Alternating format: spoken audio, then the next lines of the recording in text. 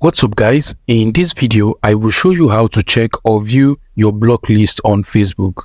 Now to do this, you want to head over to your Facebook application and you want to click on your profile on the top right corner of your Facebook. So click on this profile like so, and you want to scroll down until you get to settings and privacy over here.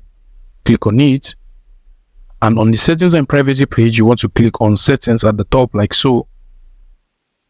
Now you want to scroll down until you get to audience and visibility. So now under the audience and visibility, you can see the blocking option over here.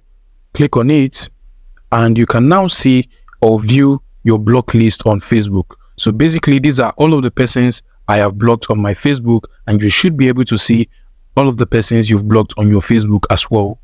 Now if you want to unblock any of these persons, you can go ahead and click on the unblock button, and it's going to ask you if you really want to unblock this person. Now you can just go ahead and click on unblock like so, and that person will be automatically unblocked from your Facebook. So that is basically how to view or check your block list on Facebook. If this video was helpful guys, please make sure you smash that like button and subscribe to this YouTube channel for more interesting tech tips like this one.